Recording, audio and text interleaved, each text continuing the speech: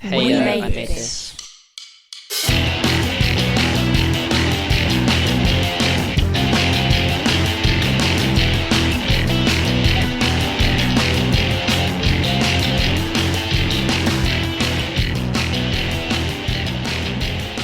Hello all and welcome to another edition of Pick a Disc. I'm your host Matt Latham and this is the podcast where someone picks a disc to talk about for whatever reason they want to.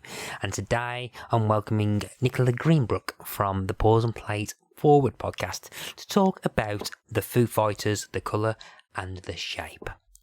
Of course, as usual, we talk about the album, we talk about the songs, etc, etc. You know what you're coming in for. But there's quite a lot, there's a interesting discussion a bit later on in the episode about the kind of concept of music for milestones and how it's linked through key parts of life and everything, which I think is really, really good. So I'm looking forward for you to talking about, to seeing that bit.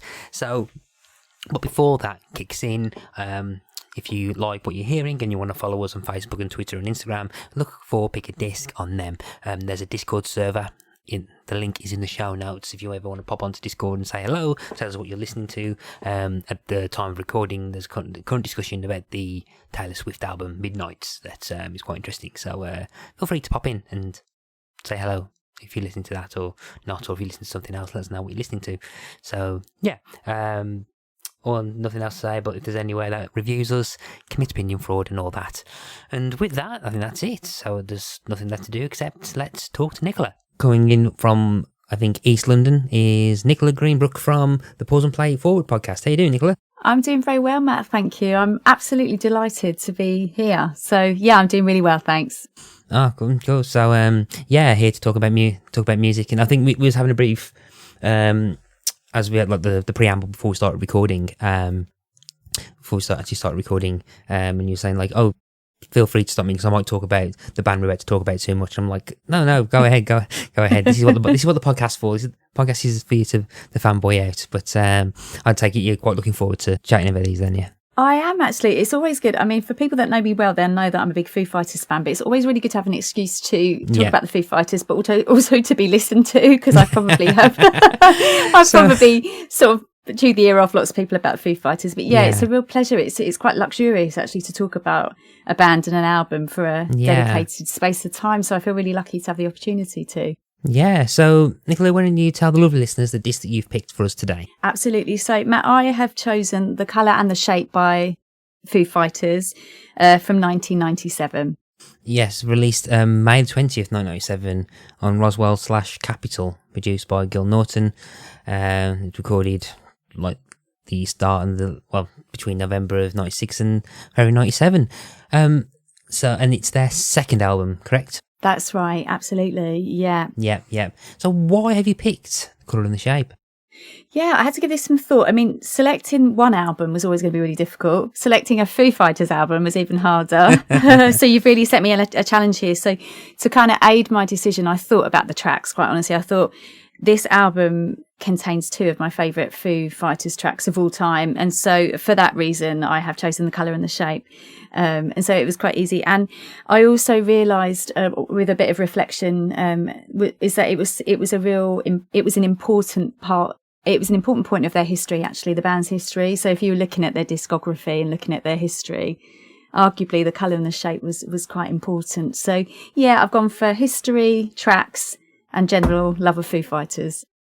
Okay, so do you remember the first time you kind of discovered the Foo Fighters existing? Do you remember that moment, or?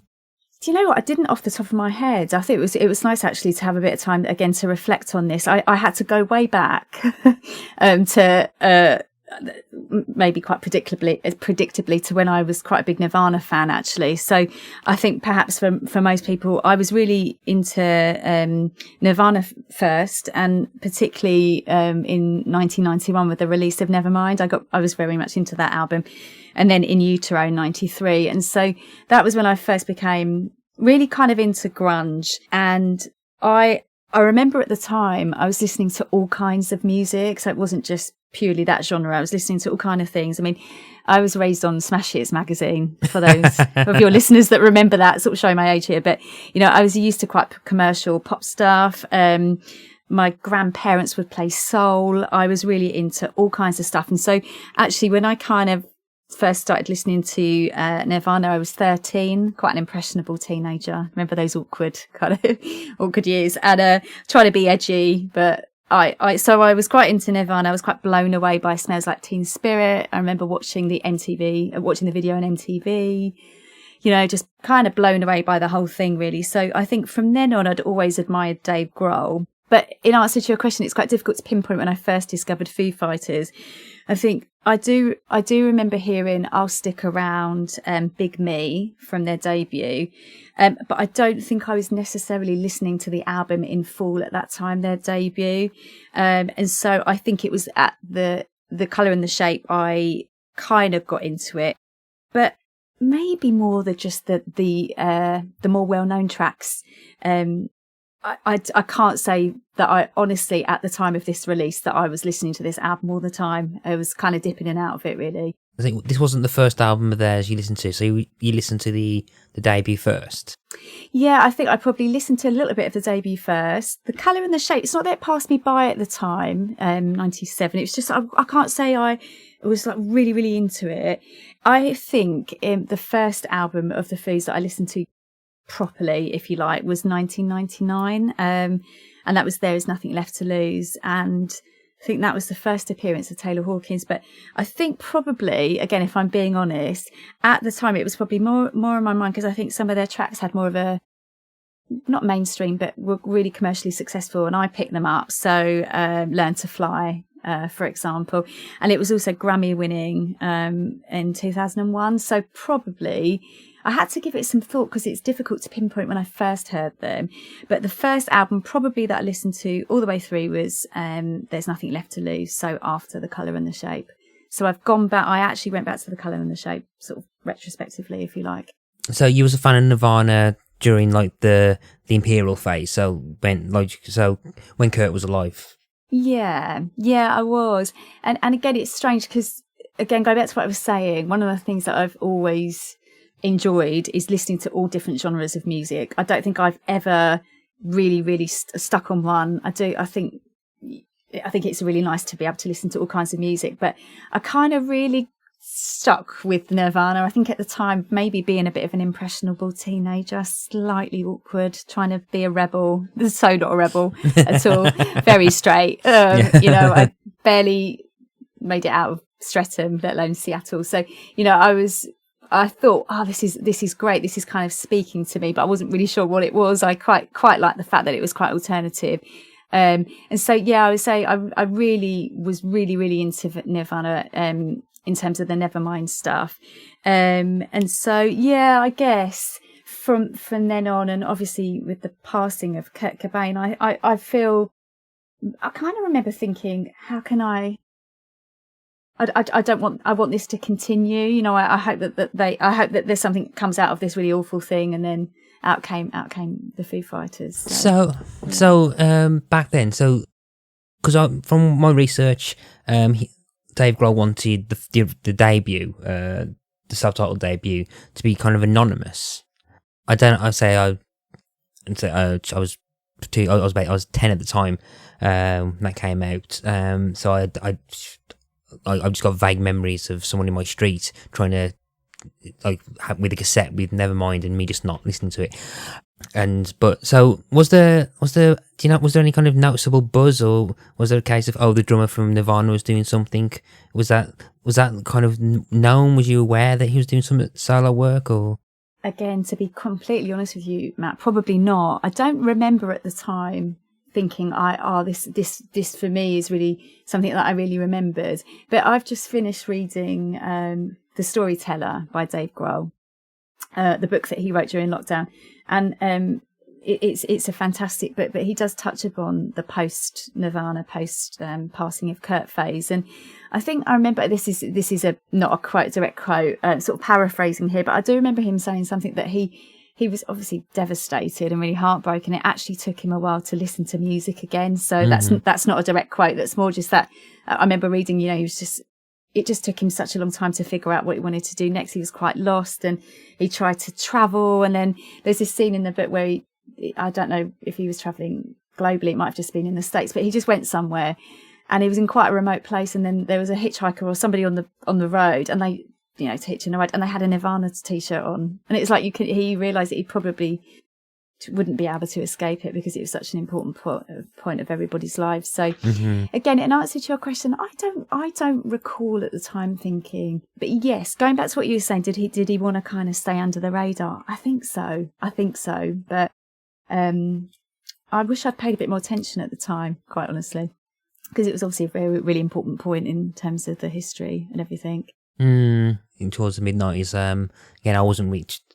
So I don't think I was a music fan until the late noughties, if I'm honest. So I think I couldn't really like gauge anything. So I can't remember the first time I heard Nirvana. Well, Nirvana, I think, apart from I remember the Nevermind, like from the cover art. That's about it. Because another kid in the street who was a bit older than me had the Nevermind cassette, and I was just like, I'm just going to listen to the Mr. Blobby single on cassette that I've got. Well, actually, of course, honestly, and yeah. I remember as well, like with the Foo's debut, so we're talking 1995, I was listening to all kinds of stuff then. I mean, I do distinctly remember Mariah Carey's Daydream album.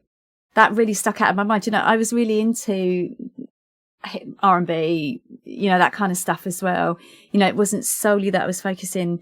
So I think, I know exactly what you mean. In some ways, with my adoration of the Foo Fighters, a lot of that came a little bit later on, and then I was so enamoured with what I heard and still am, that I kind of then, it was really nice to go back. That lovely feeling when you really get into an artist and you really delve back into their musical history and you really get into it, but you might not have been necessarily remembering all of it at the time, but it's so lovely to be able to just go back and take your time and listen to it, to have the sort of luxury again of having this back catalogue to really delve into. So yeah, totally hear you with the pop stuff, and I was listening to anything I could get my hands on. I've always been a huge music fan from a young child, but I mean, I listened to anything and everything. So I just really seemed to, I remember with Nevermind, it just really, it was something about it. I do think it's the slight teenage angst thing, where it was for me anyway, because I was 13, where I just thought,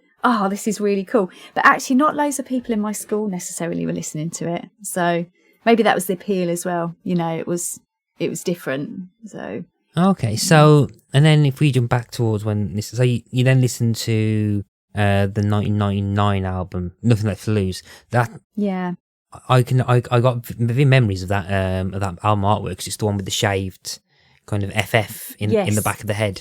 That's right. Yeah. But so you say that was kind of your entry point into. Yeah. So from then, what caused you to go back to the colour and the shape? Was it just a case of, I listened to this and let's try the ones I've missed, or? A little bit, yeah. So it was partly that, the sort of really enjoying going back.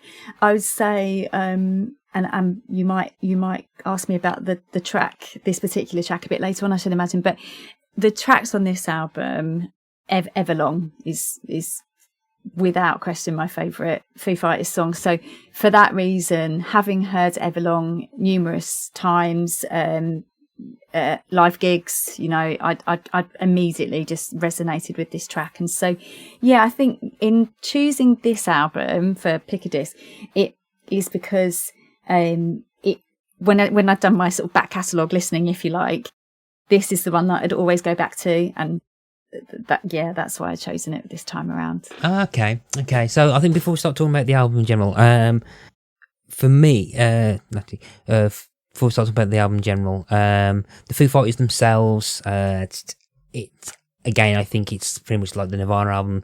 There's not going to be many people who probably aren't aware of Foo Fighters. They formed Settle in 1994, formed as a one-man project by Dave Grohl. He then released self-titled. He had a band of Mike Mandel, William Goldsmith, and Pat Smear, which I think was the lineup during this album. And then there's a load of lineup changes. I think the kind of core. I think the core lineup for a good long while was Dave Grohl, Mendel, Chris Shiflett on guitar, that's right, yeah. And drummer Taylor Hawkins. I think Pat Smear then came back after kind of leaving around the time of this album, I think. Yeah, that's right, yeah. Pretty much the lineup has been that until the kind of sad passing of Taylor Hawkins last year. So so that's pretty much the Foo Fighters. They've got a load of stuff through for the history and everything. In terms of my disclosure, I mean, I know the Foo Fighters are, and I think any long-term listeners of the podcast will probably be waiting for me to drop this. So when we start talking, have you listened to any of the previous? You said you listened to previous. Have you listened to any of the Nirvana, Billie Eilish, or the American Wedding episodes? No, I haven't. I will, because I was looking when I was I know you've recorded 100 episodes, and I could see those on the list. I know I haven't, Matt, so I will. I feel like I should, and I will. Yeah. So when the topic of Foo Fighters come up, I have said, and I mentioned the Billie Eilish one because Billie Eilish is, I think, one of the few instances of the phrase is what I call a growl. As in, what I call a growl is that a musician that I really, really quite like, but also kind of hate because I'm really annoyed that I'm not a fan of most of the work. So I was coming into Foo Fighters. I'm surprised it's taken this long for the Foo Fighters to show up. Actually, the Foo Fighters, I think, are very much a singles band. And every time I've tried to go into the albums, I've never really clicked. I've never managed to get into. I don't think I've ever listened to this album until now, apart from the odd singles. But I remember having, I think it was In Your Honor, which is the I remember getting that one and just not being able to get into the album. But I always think that though they've always got some songs, and the singles that I've heard, I really quite like the singles, and so they've always been a singles band for me. But I've never been able to kind of venture past that.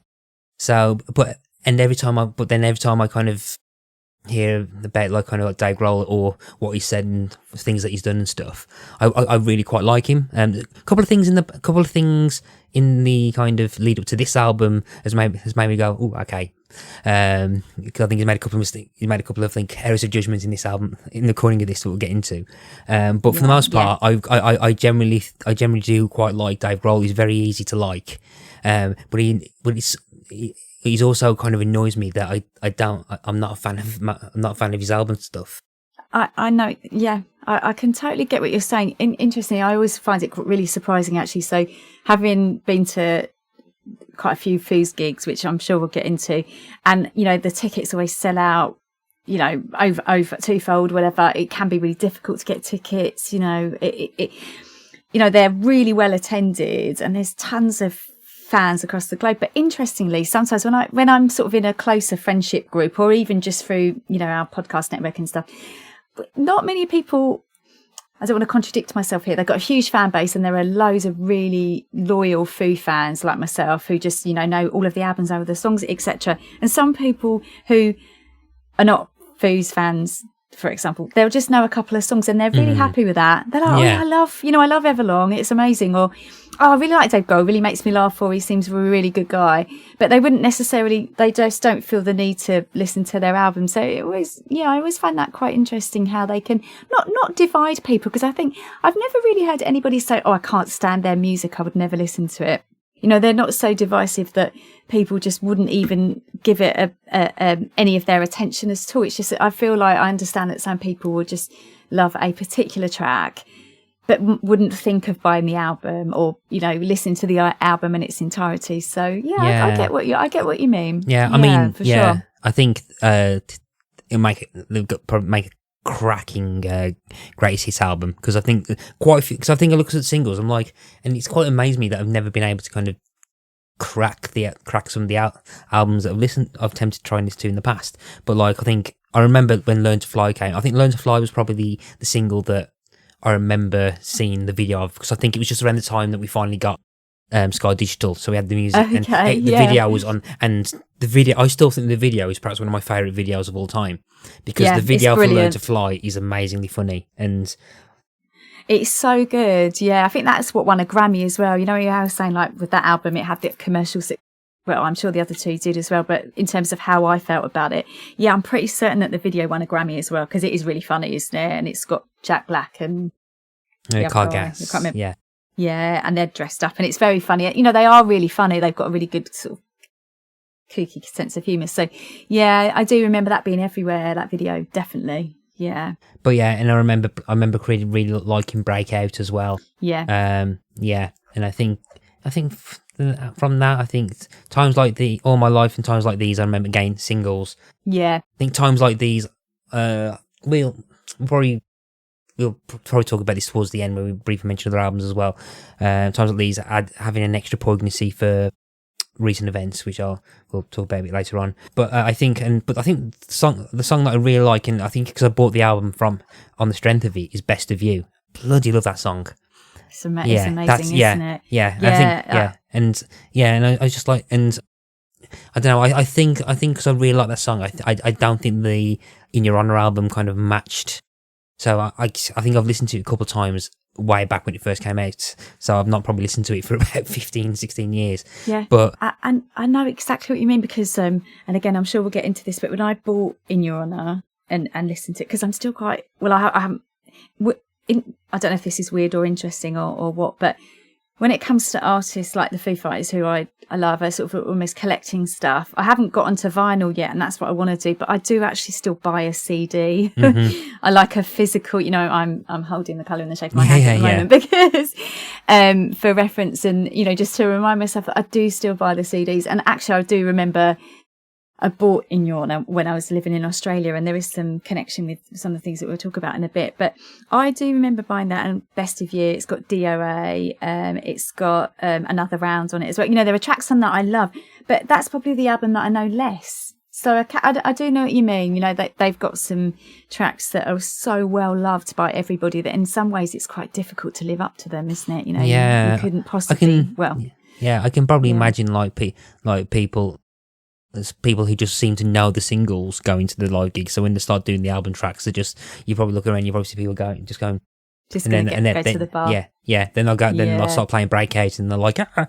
Yeah, absolutely. And you know what? It's interesting. When recent gig, which I'm sure we'll come on to, I one of the things that I'm not a fan of is musical snobbery. Mm-hmm. As in, I don't know. I know for certain that I don't know everything there is to know about music. I just know that I love music. And I know that I've been to some gigs, maybe not just Foo Fighters, but other gigs where people who consider themselves to be really loyal fans get a bit snooty if, I don't know, if they overhear someone saying, I don't know this one, or I'm just going to go, I'm going to go to the bar, I'm going to go to the loo.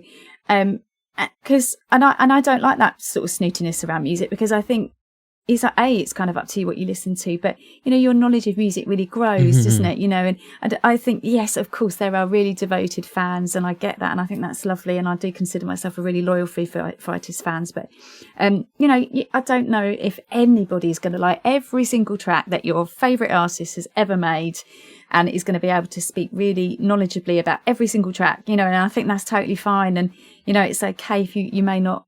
I don't know. I feel like when you have younger people that go to gigs, and it's easy to get a bit snooty when they might not know a track from 20 years ago, and you think, well, they weren't, or perhaps were not born. And secondly, give them a bit of time to get into it. They might not have heard that track before. They might pick it up, and it's I think some tracks just don't resonate, do they, with you, and not you, but generally speaking, and some really do, and that's totally fine. And some of the sort of filler tracks, if you like, not everybody knows, but and that, I think that's totally fine. They've got some really strong lead tracks that are really well loved by people, and I think that's lovely as well. I think that some of their single kind of choices have been really, really good.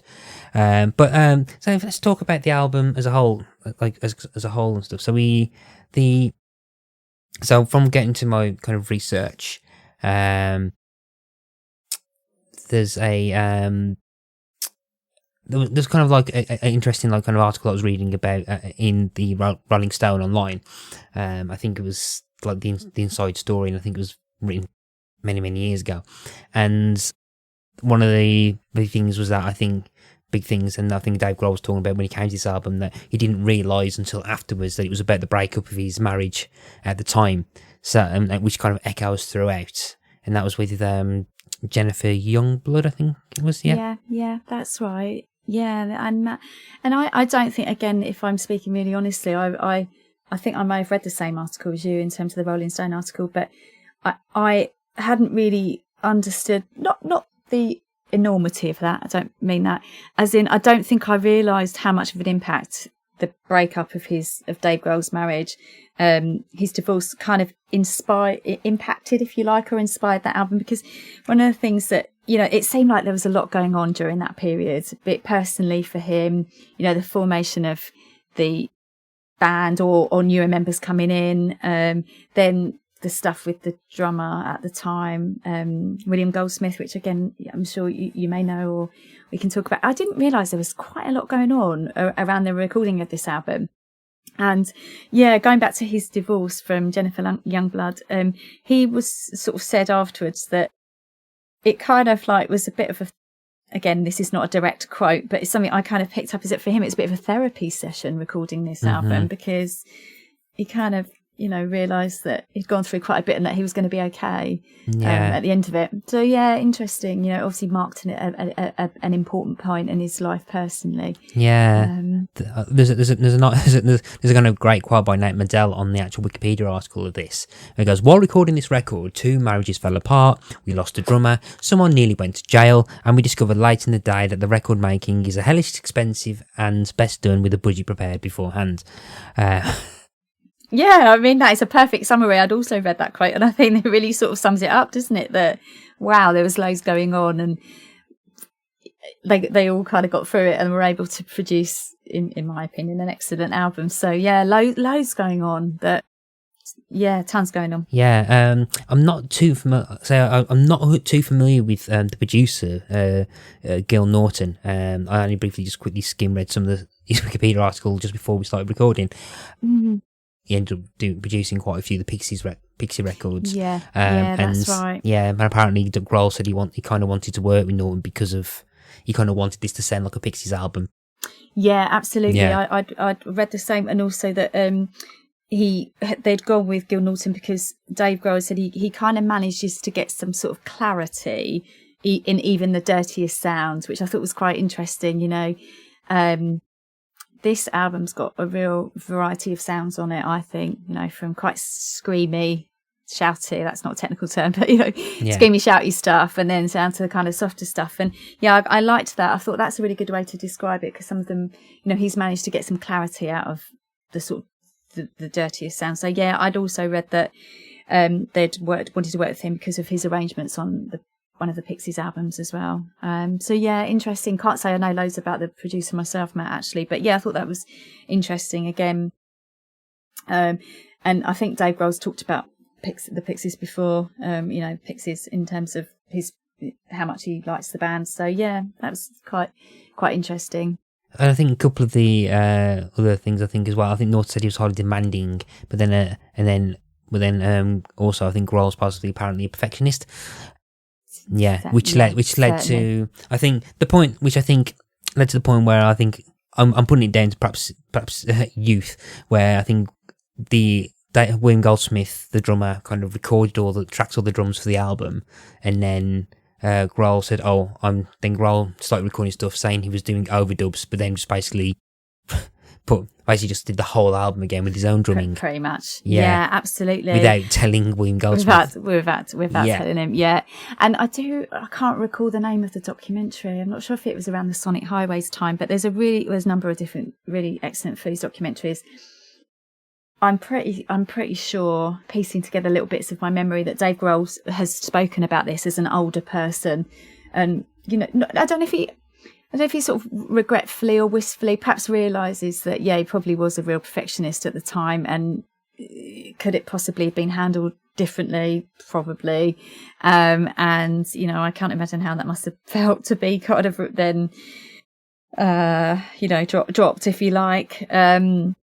So, yeah, that's one thing I'd read a few times, is that, Dave, he is, I don't know if I presume he still is, but was a real perfectionist. And I wonder if he was really feeling, I know it was Foo Fighters' second album, not the debut, but I wonder if he was still feeling the pressure, maybe, Dave Grohl, do you think, of like eyes of the world or the music world on him still, following Nirvana and Kurt Cobain's passing. I wonder if he felt a bit of pressure to just really nail it and really get it right. I'm not sure. But yeah, I definitely read that he was a perfectionist and knew exactly what he wanted. And and so William Goldsmith was no longer in the Foos.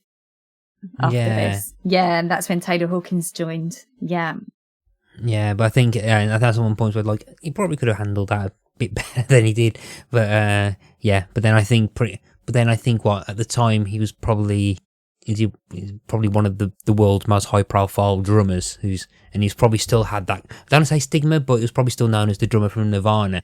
And this is definitely. So I'm assuming that this was the album where this one and the next one where he's gone from being the drummer from Nirvana to being Dave Grohl.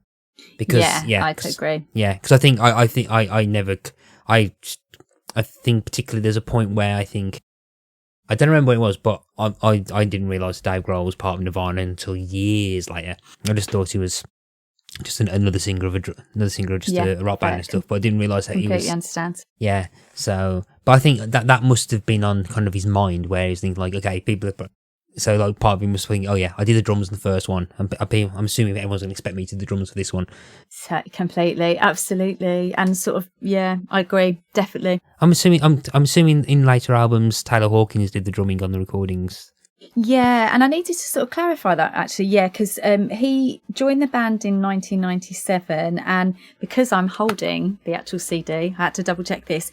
William Goldsmith is actually credited when it comes to the drums. He is credited for a couple of the tracks on Dull, which is the opening track, and Up in Arms, the slow part of that song. And then Dave Grohl is credited, if you like, as vocals, guitar and drums. So yeah, he does still get a mention, whereas Taylor Hawkins doesn't on the insert that I'm holding for the CD, but joined the band around that time. I think he joined as a touring drummer for touring this album, I think, from what I could piece together. But because he was playing with Alanis Morissette, as I'm sure you know. Yeah. And so, and then obviously history was made. Absolutely, couldn't think of the right way to say it, but that's exactly it. So and again, sort of going back to the reason for choosing this, I thought even though it sounds like there was an awful lot going on during the recording of this album, if you're really into music history, which I really am, if you're looking at this period of time, it was an interesting time. There's a lot going on, in terms of how how the Foos were forming and what was happening, and really, really trying to perfect, as we talked about Dave Grohl being a perfectionist, the sound that he really wanted and stuff. So interesting. Loads going on though. I think William Goldsmith, again, this isn't a direct quote, but I think a bit later on at some point there's a sort of something from him where he was all right with it. He kind of made peace with it.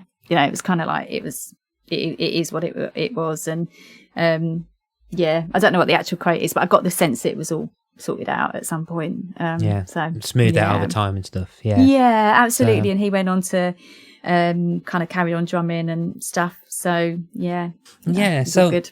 I think interesting to bring up the kind of the sound at the time.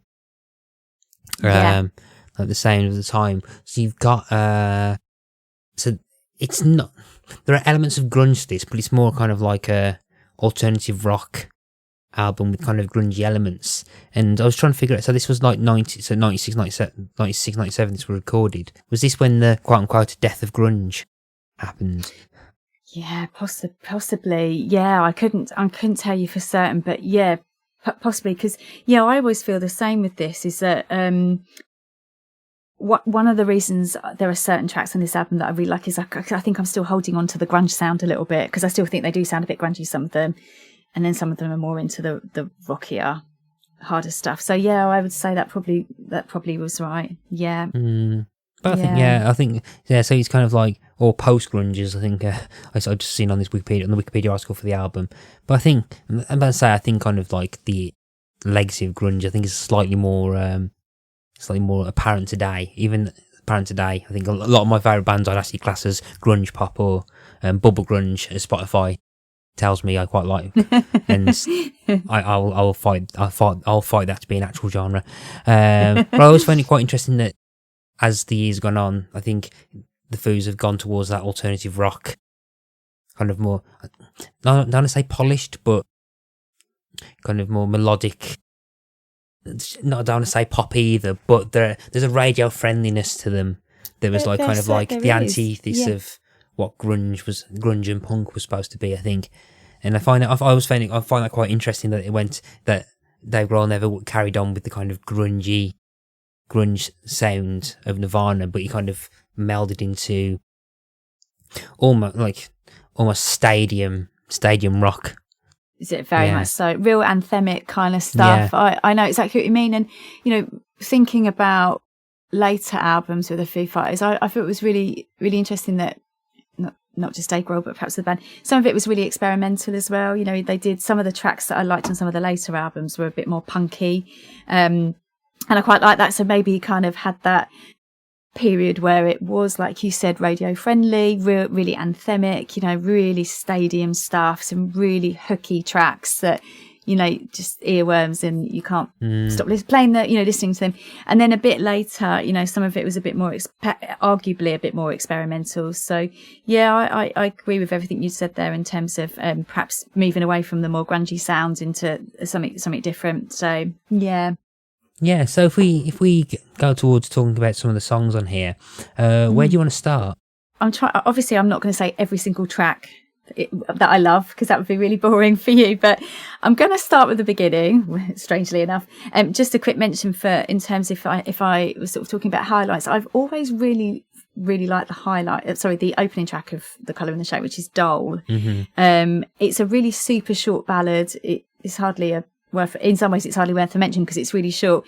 And he talks, one of the lyrics is, "I've never been so scared." And it's just a really interesting, if you were listening to this album for the first time, you might think, what is this? Like, what have I let myself in for? Why has this been recommended to me?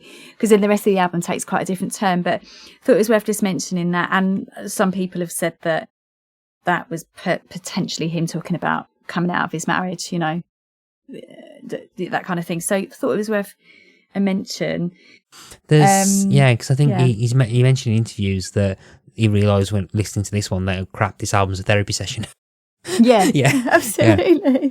So it's almost like he is singing, but he's almost talking in some ways. And it feels like the prelude to the album. So like the curtains coming up on the kind of the Dave Grohl disillusion, the Disillusion of Marriage stage show. So so this is the curtains coming up. This is the slow build before we open to the opening number. Absolutely. It's such a great way to describe it, because actually there's a few things in this. There's a few tracks in this album which have always. It's interesting what you're saying about the curtains there, because one of the tracks on this album, "Up in Arms," I always struggle to know how to describe this. It's got a slower tempo at the beginning, mm-hmm. and it's got a live feel. It's almost as if you were listening to it live, and then it's got an audience clapping, like a little bit of like applause, and then Taylor Hawkins' kind of thumping drums comes into it. Weirdly, when I listen to that track, I imagine a setting where there are like curtains. It's a little stage show. It's sort of a bit smaller. So it's interesting that you say that, because I've always found that track really interesting. It takes you on a bit of a journey, perhaps through what Dave Grohl was going through at the time. So yeah, interesting. Yeah. So yeah, I think that's because I think as I was going on to this, I kind of had a kind of an idea of what a Foo Fighters album would probably be, or what I was going to expect from this. And I know sometimes an album's like, I'll be listening to it like, oh, albums I've covered on the podcast, I'm quite surprised. This one, I was kind of expecting. I kind of not predicted, but they're kind of saying like it would be like the bits where he kind of gets kind of slow and quiet, and then the kind of screamy kind of pop stuff through it, like rock stuff. Sorry, and the album kind of flips between the two, and the same song most times, where it has kind of slower introspective moments, and then the moments of introvert extrovert Dave Grohl, where like, absolutely, so you have like the moments where he kind of takes a breathe, and then has to kind of vent out, and there's like a balance, and there's always like a kind of interesting dynamic between these two versions of Dave Grohl that kind of seem to fight each other. It's so interesting you say that. I completely agree. I consider myself to be an ambivert, so somewhere in the middle of introverted and extroverted. Yeah. And again, after having read The Storyteller by Dave Grohl, he is well, I don't know because I don't know him, sadly. I get the impression that he is a real, you see the funny, really affable, probably pre Taylor Hawkins because he looks really devastated at the moment. But, you see the affable, goofy Dave Grohl, really fun. Really, he talks about having loads of energy sometimes, can't keep still. He literally cannot keep still sometimes. He's like, but then there are some moments in the book where he allows himself to be a bit more reflective, quieter, talks about his emotions. It's really interesting. So yeah, definitely agree that this album is one of the reasons I've always really liked it, actually, is that you get a little bit of both. You get the slower tempo stuff and then you get the screamy, shouty stuff if you want it. And then you get a bit of grungy stuff, you get everything. Some of the slower tracks, which I've always loved, of Walking After You, this penultimate track, which is a bit slower, and February Stars, which is gorgeous as well. So yeah, you do get the sort of more, I don't know if I can say ballad, the slower tempo stuff, which is lovely to listen to. If you're not used to that side of the Foo Fighters, it's really nice. Yeah, I think I was like surprised by February Stars because I was listening to it on the way to work in traffic, in traffic because there was traffic going to work. And yeah, I think I was currently just stuck on the motorway whilst listening to February Stars, and yeah, just like, and I think that kind of like surprised me that because I was fully expecting it to like kind of at one point build to an explosion of rage, but it doesn't. It's just like and I was quite surprised at that. That track, February Stars, again, Matt, I don't know if you're familiar with this album, but if you felt that you wanted to explore some of the other albums from Foo Fighters, there's an amazing, you may know about this, sorry, but there's an incredible live album from the Foo Fighters called Skin and Bones. It was filmed in LA. I think it's called I don't know how you pronounce this, Pantages Theatre in LA. And it's called Skin and Bones. And basically it's a gig that they did. And it is all acoustic. It's really pared back, raw acoustic versions of some really familiar tracks. And it's so worth listening to if you're somebody who quite likes the melodic Foo Fighters stuff. It's such a gorgeous album, and their version of February Stars on that album is really lovely. So it takes it to a different place. It might be worth a listen if you like that track. It's really, it's a great album. It's really, really good. And watching it, I wasn't there sadly, but there is I should imagine you can probably get the whole thing on. Watch it somewhere, the whole gig, and it sort of makes you feel a bit sad sometimes, in some ways, because they all look really young, and it's all really light and fun, and it's just a really good gig. So yeah, in terms of February Stars, it's a really nice interpretation of that track. What song do you want to kind of delve into next? I would say I can't really go on much longer without mentioning Everlong. I'm sort of bursting to talk about it. So, Everlong is, without question, my favourite Foo song, and it's gorgeous. I think if you're a Foo Fighters fan or not, I think it's quite difficult not to feel something when you hear this song. This song has played such an important part in my life, actually, because the first time I heard it, I was kind of blown away by it, and then I heard the version on the Skin and Bones album that I just talked about, and then I heard an acoustic version. I kept hearing all these different interpretations, and it really is lovely. But when my husband and I got married in 2011, we had the lyrics to Everlong on the back of our order of service, because the words are just really lovely. And when we were, I can't remember what that bit is, when you've done all the I do bit, then you have to do the formal bit where you sign the stuff, and everyone's just kind of waiting for you to sign stuff. We had a few tracks playing, and we had Everlong playing, and so it's always going to be a lovely special track for me, and it's just gorgeous. I think it's, by far my favourite Foo Fighters track.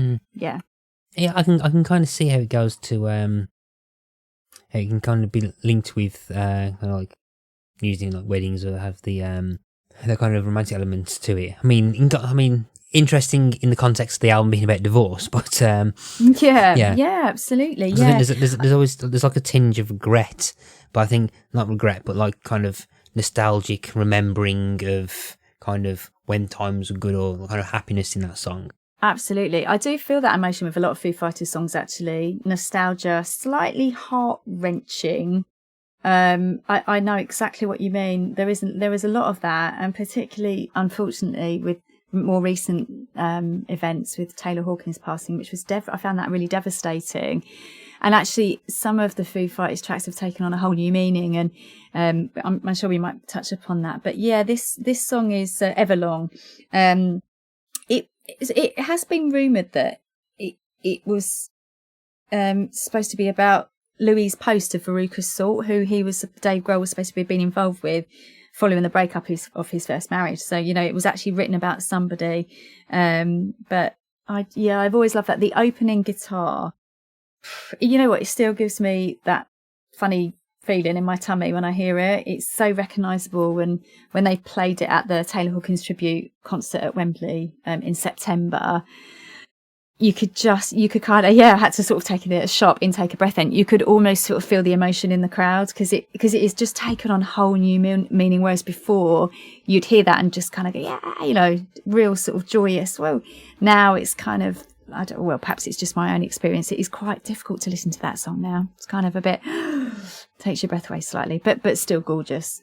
I think Everlong's also one of the songs that I think if you would have played it, I probably wouldn't have known it was Everlong. It's not one of the Foo Fighters songs are really new, and I think because I was quite surprised to find that it was I think it's still the most played.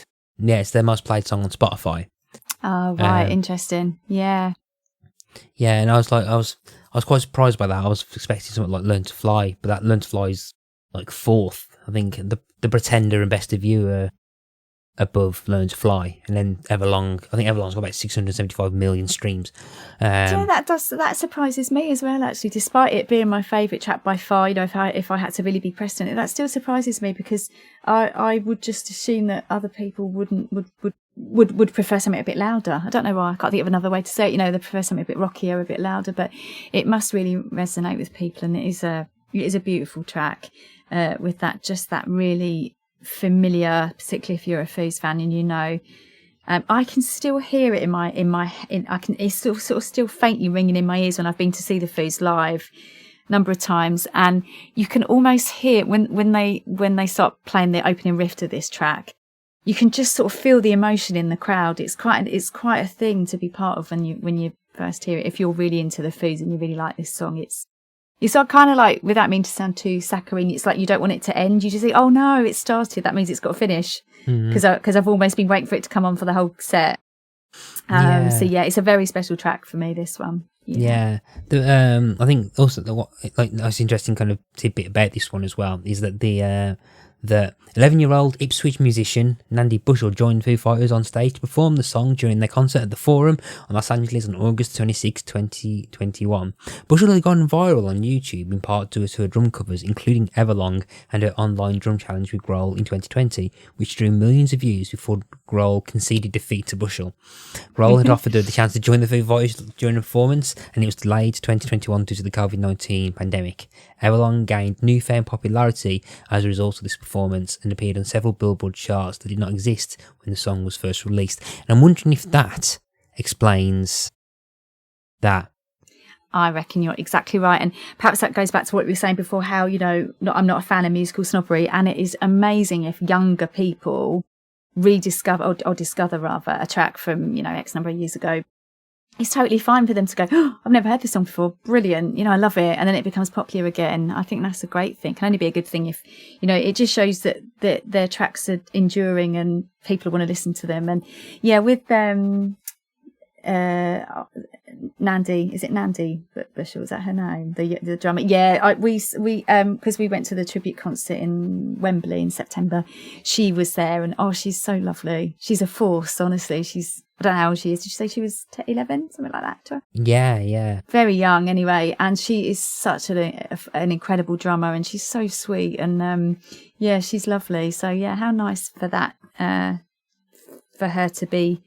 I mean, what an experience. I don't think you'd ever forget that, would you? No matter how old you are. So, yeah. Yeah. I'm assuming that, I wonder if that was I wonder if that was a TikTok thing.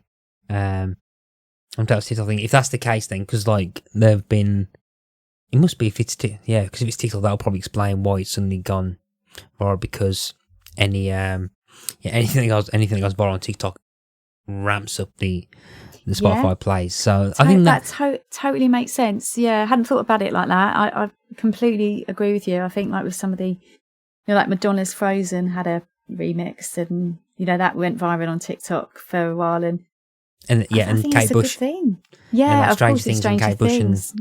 and that went to TikTok and and again, maybe it's that snobby thing again. But I remember, I don't know where I'd read it or heard it, of people saying, "Oh, you know, as if you're only discovering, you know, oh God, these people are only just talking about Kate Bush now." And I was thinking, well, is that a bad thing? I don't know. You know, I'm sure people really, was it Hounds of Love, the album? You know, some people loved that album at the time. Brilliant. You were lucky enough to be there, you know, great. I still think it's perfectly fine to discover the track now and love it and enjoy Kate Bush's music now. You know, I think, again, it just shows how great music will always be great music and transcends age. So, yeah, well, I'd say there are kind of big artists or kind of cult artists that I never really listened to because of this podcast. So like, so people are still discovering stuff. I mean, I never listened to a Radiohead album before doing this podcast, and no, I was gonna say Foo Fighters now, but I had listened. No, it was Nirvana. I never listened to a Nirvana album until this podcast. So yeah, so it's the kind of same thing. So it's totally, and there's still albums that I think, you know, sadly there aren't enough hours in the day to listen to all the albums that you want to listen to. You know, it's lovely. Take your time. That's what I always think. Just literally take your time and go in and listen to what you want to when you want to. So sorry, Matt, you were asking me about Everlong. So yeah, I would say favourite Foo song, probably stand out from the album, but it's one that I will always hold a special place in my heart for sure. As I'm slightly conscious of the time, I just want to just briefly bring up the other song that I know from this, which is Monkey Wrench, which I remember kind of listening. I remember listening, and I kind of see a lot of their future singles kind of influenced by this, particularly like Learn to Fly or Breakout, kind of influenced kind of like by the sound of the Monkey Wrench. And I always find it very, very, I always quite, I don't know, there's just something about it that I quite like from it. And again, it's probably because it was Foo Fighters on a single, but it's the kind of catchy chorus. Completely, yeah. It's such a fan favourite, I think, as well, and it's such a gig set favourite. You know, I thoroughly enjoy hearing this track live. Weirdly, though, I know there might be some tracks that I might not like as much. I love Monkey Wrench. Don't get me wrong, I do, but I wouldn't. There are tracks on this album I like more, but it's such a great song to be played live. So yeah, it's definitely a standout. Yeah, I thought of that. So what? Want to briefly mention what other songs do you say you like more? I would say the songs I like more. I really like Hey Johnny Park. That really made me sit up and pay attention when I first heard it. I really like Wind Up. There's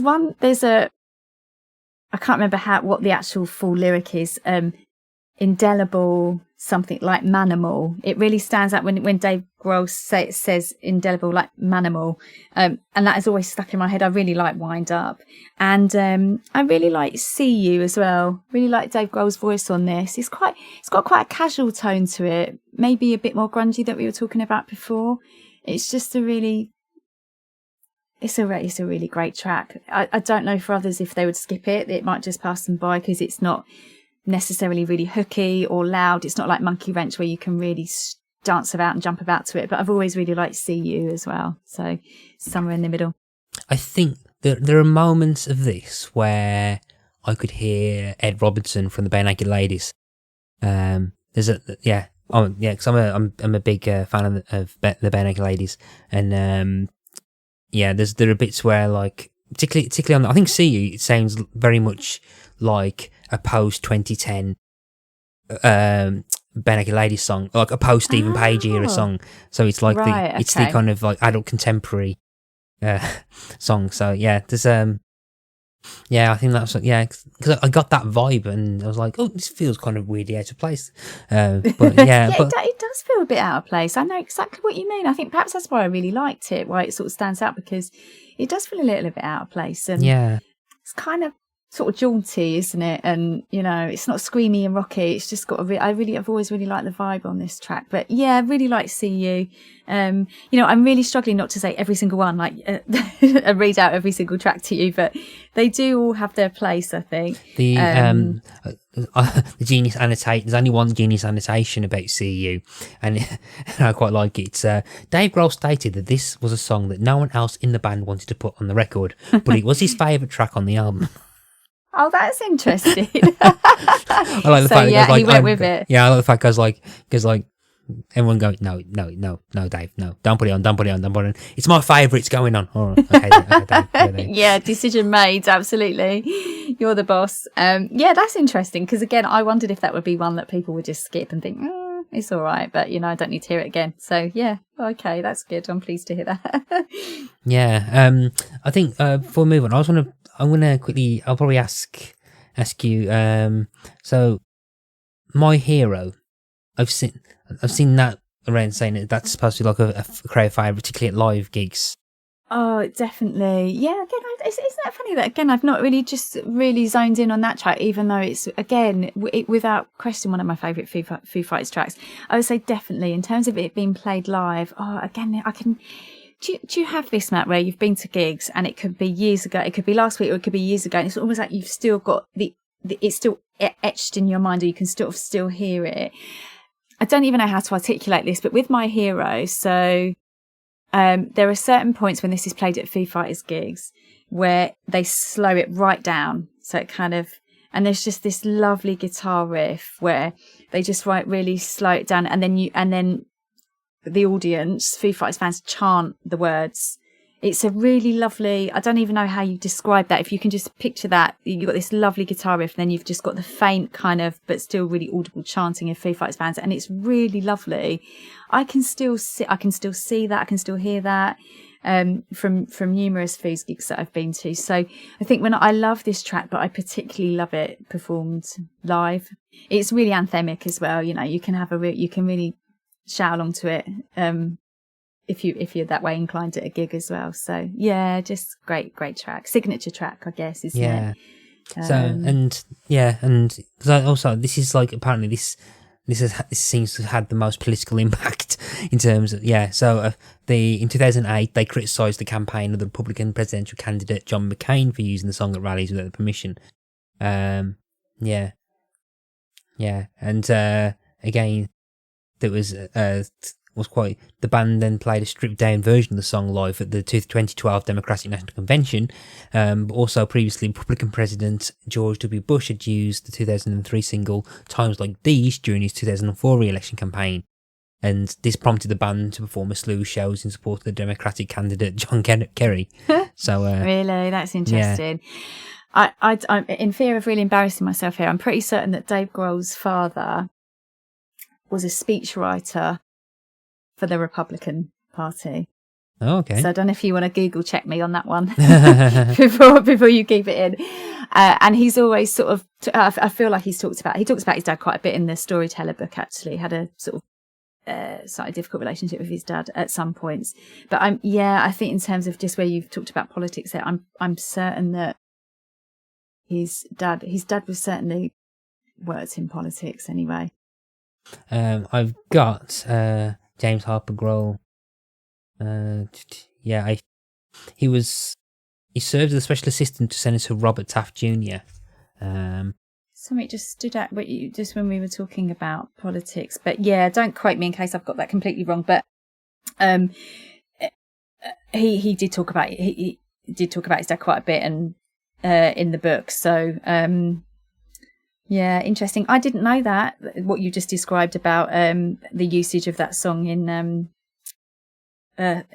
politics. So that's interesting. So yeah, I think I just found like a memorial obituary page for James Grohl, and all the comments saying "Rest in peace, you raised a wonderful son." He was I can see that he was a award-winning journalist, because he did say that his dad was a writer and a Capitol Hill speechwriter. So maybe, it's just interesting. So that, and I think his dad was initially quite disapproving of musical path that Dave Grohl took, whereas his mum really encouraged it. So, you know, thanks to his mum that that we're talking about this album today. The album in general kind of did well. So it went gold. It went gold in New Zealand, Japan, Germany. It went platinum in Australia, Canada, the UK, and the United States. It's I don't know when the figures on the Wikipedia page were counted, but 2.3 million in the US, 672,000 in the UK sold, 100,000 in Canada, 250,000 in Germany, 100,000 in Japan. So it's done quite well in terms of its performance. It got to number 1 in the Australian alternative albums, went to number 3 in the UK albums chart, number 2 in the Greece, number 8 in Canada. I think in the US Billboard 200 it got to 10. Got to 10. So I think it did well in terms of its actual reception. I can't find much actually. Yeah, I sort of didn't get a real sense of what, you know, if it was, you might be able to correct me, Matt, but I didn't get a sense. I feel like I wasn't sure if it was critically acclaimed necessarily, whereas other people say, oh, I feel like it's, you know, one of some regard it as their finest album. You know, it seemed like a bit of a mixed bag. And some people quite liked it because it was radio ready. You know, it was slightly more modern rock, if you like. So yeah, I couldn't really get a sense of the commercial, a critical rather, thoughts on it. Entertainment Weekly gave it a B, and journalist David Brown described it like much current rock, been there, grunge that. He said he praised the band's grow up, criticised the sound. Yeah, Robert Christo said the music was routine but elevated by Grohl's marital breakup concepts, which allowed him to fully inhabit the music that meant so much to him and millions of other Kurt Cobain fans. So yeah, so it's 4 out of 5 on All Music, 4 out of 5 in Blender, 5 out of 5 in The Guardian, 8 out of 10 on The NME, 6 out of 10 on Spin. I'm on to the Village Voice. But as always, I need to go and look at the Pitchfork review, and they reviewed in 2007 the 10th anniversary special edition. Oh yeah, and they gave it 5.8 out of 10. Ooh. So yeah, which I think is less than what they gave Reputation, even though they flamed it, but nowhere near the record that is Mika's 1.5 for his day for Life in Cartoon Motion. So yeah, the Mika episode is the reason I now have to look for the Pitchfork review. But 5.8, which I think is a 7 out of 10 in normal people. I was going to say they do tend to. I'm generalising massively here, but you know, I do always read a Pitchfork review. I respect it. I like to read them, but I do feel they veer on the harsh side of criticism sometimes. So you know, I sort of tend to take it with a pinch of salt. But yeah, it seems like pretty well received. And others, you know, perhaps felt that the album's got better as time went on, perhaps. Yeah. I think that's kind of post-reflective as well. So I don't know how they've. Right, I'm quite interested to see how they've done other albums. They gave the Greatest Hits 7 out of 10. Because I know you were talking about the Greatest Hits earlier, and I have got their Greatest Hits. It is good. It's great to have all of the, you know, literally, it's the obvious thing to say, their Greatest Hits all in one place. I don't know if this is a rumour, but I wasn't sure if there was another Greatest Hits album coming soon. But lots of things have been said after Taylor Hawkins passing, so, you know, I think we just wait and see. But I'm sure I'd read somewhere that was a potential something coming up soon, so I'd always welcome that. It's nice to... Yeah, I think I think I know the answer to this because I think you made a bit brief references. But have you ever seen them live? Yeah, and I had to do a bit of homework, really, Matt, to really think about how many times I've seen them live, because I needed to make sure I was being accurate. But yeah, I have. I've seen them 9 times, I've realised, and I promise I'm not going to talk you through each gig in detail. We'd be here all day. Yeah. I have seen them 9 times, and maybe just in terms of some highlights, my first time I saw the Foo Fighters, I was living in Australia. So I'd moved from London to Sydney, and it was 2008 actually I went to see them, and I went to see them in Brisbane, And it was such an experience to go and see them in a totally different, an unfamiliar stadium. And at the time, I was living in Australia, but I just took myself to Brisbane for the weekend. It was really nice and saw them. But actually, Alex, who's now my husband, was not my husband at the time. He was just a person that I knew. And he flew out to Australia and to see me, and we went to see the Foo Fighters together. And so it was a really interesting kind of first date, if you like. Okay. It's like, we didn't just go for a drink. We went to see the Foo Fighters in Brisbane, so it was quite memorable. I really will always remember that gig, and it was amazing. I've seen them 9 times in various locations, and another standout gig was you may have heard about this, and I don't know, I won't use a swear word on the podcast, but the Foo Fighters did these gigs where they kind of went under a pseudonym, or they went under a secret name. And I saw them in a tiny, they were moonlighting as a band called the Holy S. You get the picture. And they did a couple of gigs, I think one in Brighton, one in the House of Vans, which is in London Waterloo, near London Waterloo, and in Islington, which is quite near to where I live in London. And Islington, it's not the O2 Academy Islington, it's the Islington Assembly Hall, which is a lovely little venue for live music. I think I've been. Been. Have you been, or do you? Yeah, I was going to ask you if you've been. I think I might have actually. Yeah, that might have been brought up the last episode, because I'm pretty sure there's a venue in Islington I've been to. So that's where I saw Los Camasinos perform. I think my favourite album of all time, which we covered previously. That was 2020. So if I get the spreadsheet, yeah, it's a lovely little venue. I've just got it as the Islington London, which, I mean, could be, because there is an O2 Academy, but it's not huge. I don't even know if it's called that anymore. But there is a bigger, larger venue. There's also a really nice church. No, it's the Assembly Hall. Yeah. Oh yeah, I've always really liked that venue, and Islington Assembly Hall is next to the Town Hall, I think, and if you're there at the weekend, you can often see weddings and stuff. But they did this little gig at Islington Assembly Hall under their pseudonym, and it was almost impossible to get tickets, and there was a bit of buzz about it. And Alex, my husband, just happened to, it was so jammy and lucky, he just happened to go on one of the Foo's forums. Someone had posted a link to, access to tickets. We managed to get a couple of tickets, and it was so intimate and small. And I remember, like, the row above us, so that it's almost like I think it's like a theatre stall, and sort of up above us was like Brian May, Dave Grohl's mother. And then we were like 3 rows from the front, and I've never stood so close to Dave Grohl in my life. And Alex had to remind me to breathe. He was like, breathe, because I just momentarily forgot how to sort of just, function as a human being, because I'm a massive, Foos fan, but really like Dave Grohl as well. It was absolutely incredible. It was really intimate. And I sort of hold that close to my heart because it was so small and intimate, just as much as I do a bigger gig. So yeah, I've seen them 9 times, and another really memorable one, we saw them on our honeymoon, which was amazing. And then I'm sure you remember when Dave Grohl broke his leg. Most people will remember that. Yes. And he had to cancel quite a few gigs. I think he had to cancel Glastonbury, I think. And when the gigs were rescheduled, it was rescheduled at the Milton Keynes Bowl, and it was such an amazing weekend. We'd been to a festival on the Friday and Saturday with great music, and then it was like a great weekend. Went to see the Foos on the Sunday, and a few days later I found out I was pregnant. so it's actually our son's first gig, if you like. Didn't really realise that.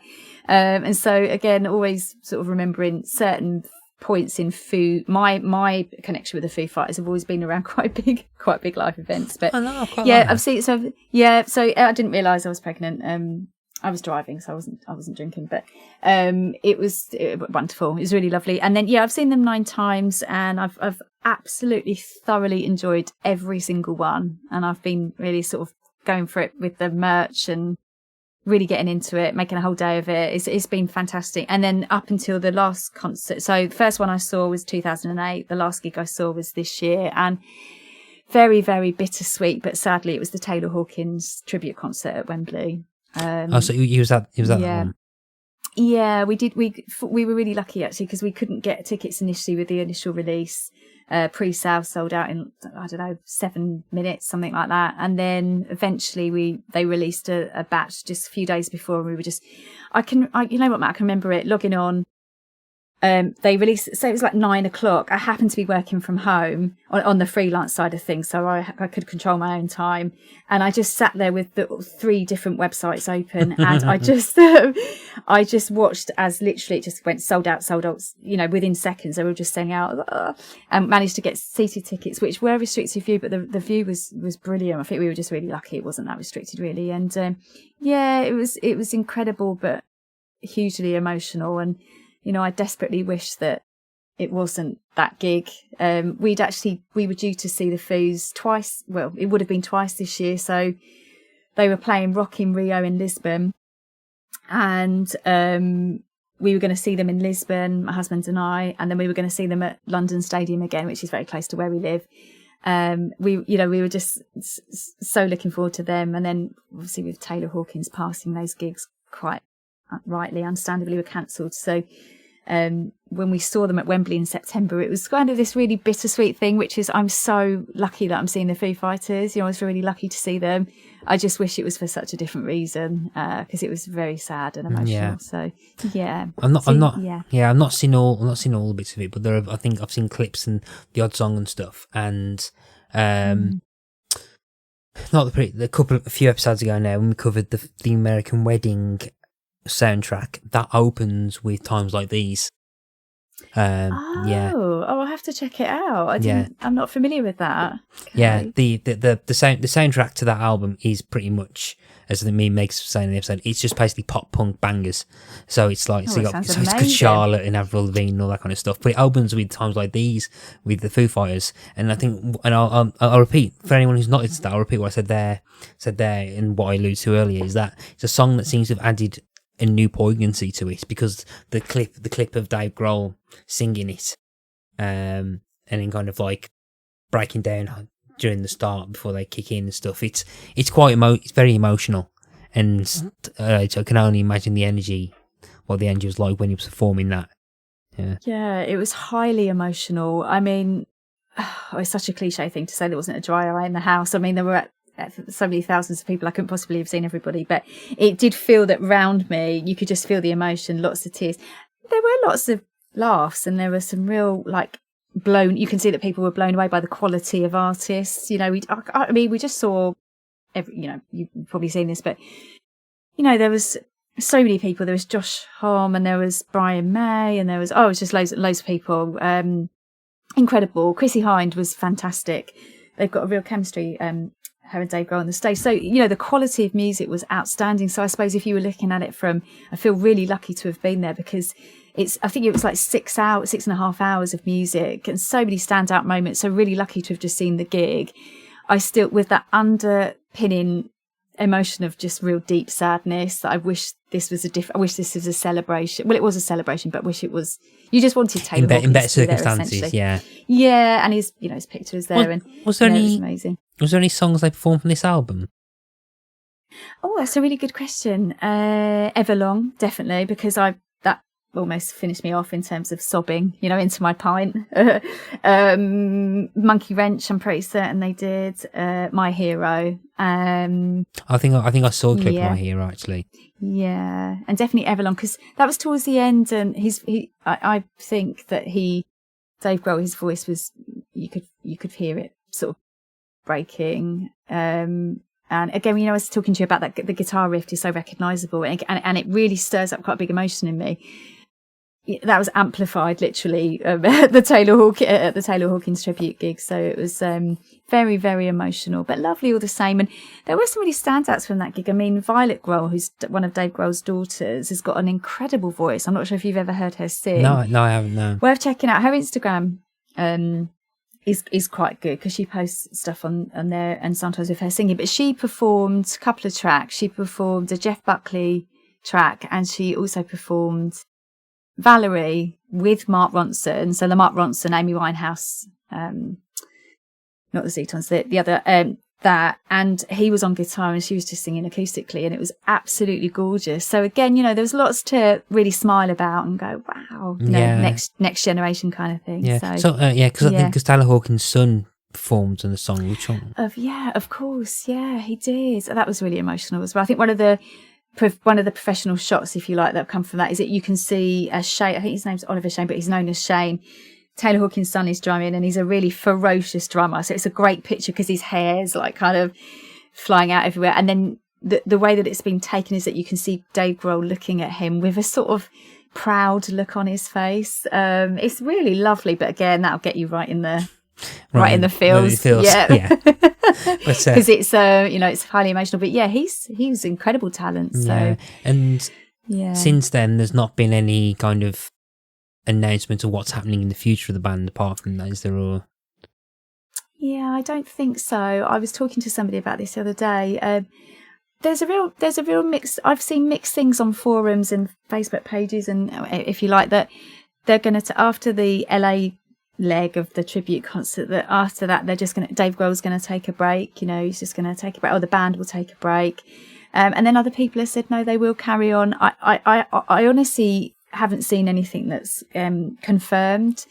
The Greatest Hits album, I'm not sure where I'd read that, but I'm not sure, Matt, actually. I would be really, really sad if they disbanded. But then equally, like we're going back to, sorry to repeat myself, but reading the Storyteller. So that was written during lockdown, so 2020. And it does talk about the death of Kurt Cobain and the impact that had on Dave Grohl. And it's almost so sad to read that now, because you realise that he's gone through it all again, you know, losing a really, not just a band member, but a really dear friend, because I think it's quite well documented that Dave Grohl and Taylor Hawkins were just inseparable in terms of their friendship. I thought they were brothers at first. Absolutely. I know that he said that before, yeah. I thought they were brothers. There's a physical resemblance between them, I think.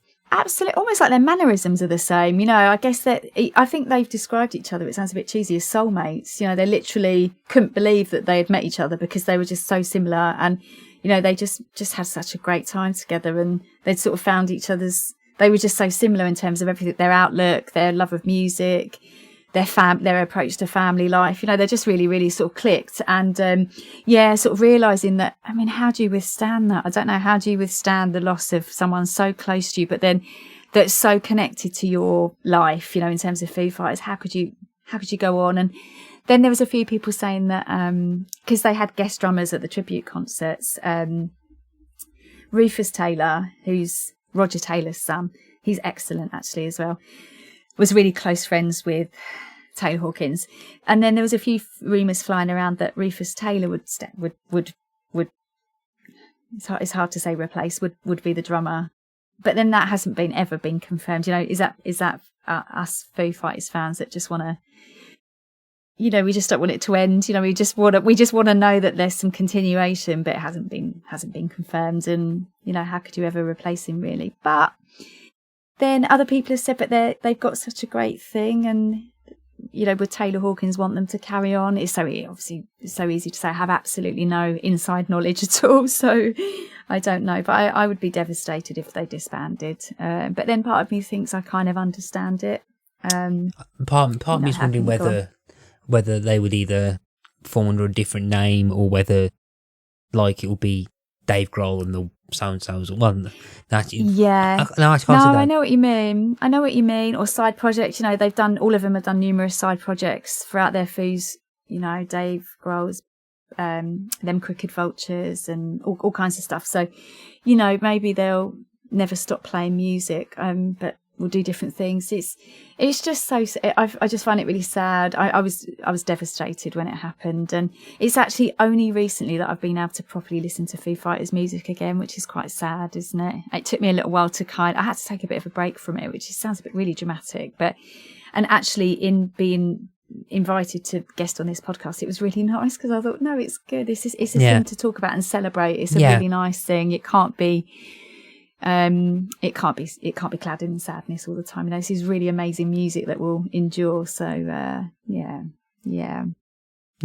that's fine. I think think like I felt you mean like it took me a long while to watch episodes of Bottom again after Rick Mayall passed away, and absolutely, these are people that are part of your, Foo Fighters weren't my childhood, but Nirvana started in my teens, and then what would it have been like, early 20s, whatever. It's been such a consistent, constant. It's really difficult. And as you said as well, you've got kind of milestones in your personal life that are linked to gigs that you went to, so you can kind of like mark, like, so in your head you're going like, when was so and so. When did so-and-so happen? Well, we saw Foo Fighters, so that was blah, blah, blah. Oh, yeah, we got married in so... absolutely. I mean, it's just so, it's so cheesy, but it was first date, which sounds cheesy, but first date, then it was, various other ones. And then I can also distinctly remember seeing the Foos at the Isle of Wight Festival in 2011. A massive weekend. I think they did a 27-strong track set. I got literally off the ferry, like we all did, a big group of us, off the ferry, then train to Clapham Junction, back into London, literally got on another train to go and try on my wedding dress because I was getting married a month later, and it was the only time that I could do it. And, it's just like, this is, could still hear Foo Fighters songs in my head. Then got married, then went to see them on my honeymoon. Yeah, definitely marking a milestone. Yeah. So where did you see them on your honeymoon? Yeah, so we got married in the UK. We got married in Suffolk. And then I had to convince Alex, but he was like, really? And I was like, yeah, I think we need to just do a ever so slight detour. So we got married in Suffolk, lovely wedding, stayed for a couple of nights in Suffolk, then went to Milton Keynes, stayed in an Airbnb, which is nice actually. So, and then for the gig, had the gig in the evening. Then the next morning, got a cab drove whatever to Gatwick and flew to Greece. Which was our proper honeymoon, if you like. So we went to Greece, and I can remember like Alex is like, is this going to be like what we do all the time? Do we plan quite important things in our life around going to see Dave Grohl? And it's like, really sorry, it's good that you know what you're getting right from the outset. It was amazing though, honestly, because it was sort of like the pre-honeymoon sort of gig in Milton Keynes, and then flew to Gatwick. Yeah, so we had like all these different bags, like we just got married, and then we just going to a gig and then going to Greece, and it was lovely. It was a lovely time. And I think in all seriousness, saying that for me, the Foo Fighters, it's definitely about milestones in my life, but there's it's so much more than the music. It sort of transcends that. It's quite visceral emotion, and I definitely that I very, very sadly lost one of my dear friends a couple of years ago, and I've got these lovely memories of bumping into her at the London Stadium at the Foos gig, because she was a really huge Foo Fighters fan, and we would just talk about the Foos at work, and then sometimes she'd just say like, oh hi Nick, just sending you a picture of Dave just in case you just need cheering up. And I had this sort of lovely thing, Dave Grohl was always Dave to us, and so I saw her at the London Stadium gig, and I'll always remember that. I've really kept that memory really close to me, seeing her and having a big hug, and like, isn't this just you couldn't hear each other speak because it was so loud. Definitely lots of amazing, incredible milestones in my life, and I've got lots to be grateful for in terms of that, but equally adds such an extra level of emotion when Taylor Hawkins passed, because it sort of heightened the sense of nostalgia and stuff that you so rightly talked about earlier. Yeah, that's better. Yeah, that's better music, and that, again, that's kind of like the core kind of idea that I was wanting to get from this podcast about people's relationship with music and the bands they follow, and like pretty much you can, and I just like the fact that you can kind of mark those kind of key points to a band that you obviously just like love. So that's really nice to hear. So as we're gearing up to the end of our chat, anyone who wants to venture onto other Foo Fighters albums, where would you suggest they go next? Yeah, great question. I would say, if I had to be strict with myself and not say all of them, and just pick one of them, I think you would be it would benefit you to try One by One, which I think was 2002. That's got All My Life and Times Like These on it. I also think that if you were going a bit later, or rather a bit more in the present, Concrete and Gold from 2017 is really nice. It's got The Skies and Neighbourhood on it, which is such a standout track for me, and Sunday Rain, and it's really sort of, I feel like it's got a lot of Taylor Hawkins influence on that album. So yeah, if I was being strict with myself, I would have to pick two, and I'd go One by One from 2002 and Concrete and Gold from 2017. But I would also say just listen to all of them. Of course. Okay, so we're here to the important question of the podcast, which is the song for the playlist. Now, for anyone who's not listened to us before, what this is, I'm going to be asking Nicola to pick one song from this album to be immortalised forever on the Spotify Hall of Fame. And no pressure, but you are going to be following a song. I didn't pick it, but you are going to be following a song from my favourite album of all time, which is the title track Romance is Boring by Los Camasinos. So no pressure, you just got to follow. No. So what song are you going to pick to be immortalised forever on the Spotify Hall of Fame? I'm going to try and be really decisive. It's not my best trait, but I am going to go with Everlong from The Colour and the Shape. You've probably heard me whittle on about my love for this song and the reasons why, but yeah, it has to be Everlong by the Foo Fighters. Okay, Everlong, as I input it into the spreadsheet, is now the 101st song picked to go onto the Spotify playlist Hall of Fame. Excellent. Yeah. Oh, I feel really lucky to be part of that. So yeah, which follows Los Camasinos' Romance is Boring, Broken Homes is Yes It's All Love Now, and King Gizzard and the Little Wizards Mars for the Rich. So that is it. We are now at the end of the conversation, Nicola. It's been a lot of fun to have a chat and to kind of break me into Foo Fighters. But before we go, if people want to find you and listen to Pause and Play It Forward, where can they find you? So to listen to Pause and Play It Forward, we are on all of the socials. So we have an Instagram and Twitter account. Search for Pause and Play It Forward. We're on Spotify, Apple Podcasts and Good Podcasts. So pretty much wherever you listen to your podcasts. That's the best place to find us. Yeah, and it's you and your friend Rosie that you have like a kind of music club, which is like a book club. But you both nominate an album to talk about and then you go for it and you have a 5-song theme afterwards. That's right, isn't it? That's exactly it. So Pause and Play It Forward was created for time-stretched music lovers. And it's hosted by myself and Rosie Kendrick. And Rosie is a radio presenter and very experienced in media and radio and voiceover as well.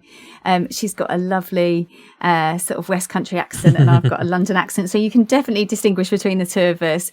We created it for time-stretched music lovers, and the premise of Pause and Play It Forward is exactly as you just said, Matt, is we have Music Club, which is a bit like book club, but in music form, and we each choose one album each episode for the other person to listen to.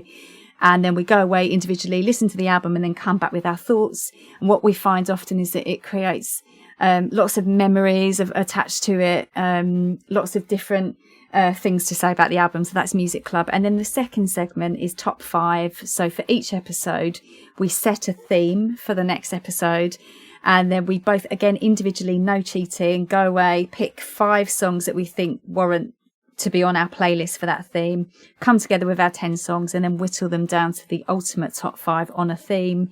And both Music Club, both the albums we talk about and the top 5 and any notable mentions all then become part of our playlist, which we curate for each episode.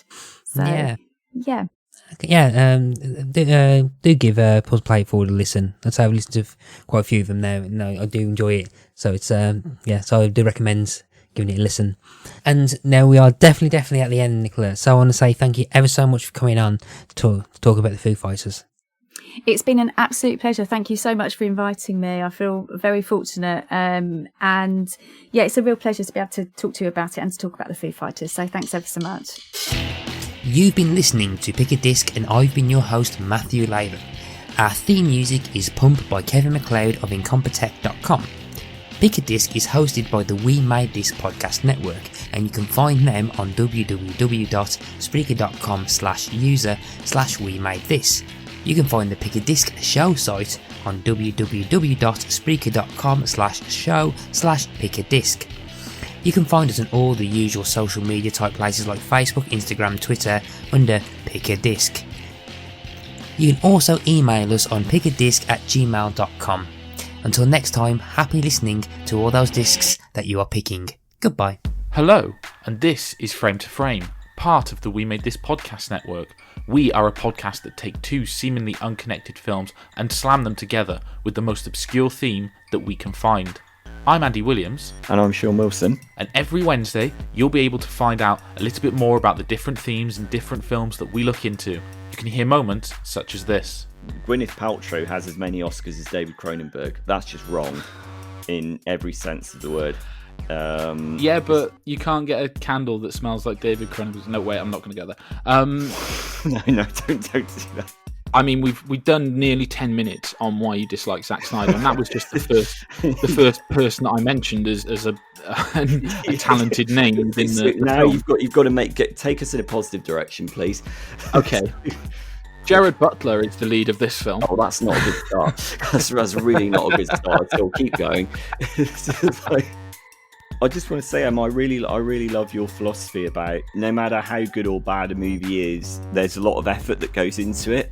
I really like that philosophy because I find myself grappling with that. It's kind of like it's really easy to tear something down because the finished product that comes out in the cinema or on streaming is nominally bad, but it has actually had a fair amount of effort that went into it, regardless of how that's planned. Be sure to check your podcast app of choice every Wednesday to find new episodes. You'll be able to like, subscribe, and find us on social media at Frame to Frame Pod.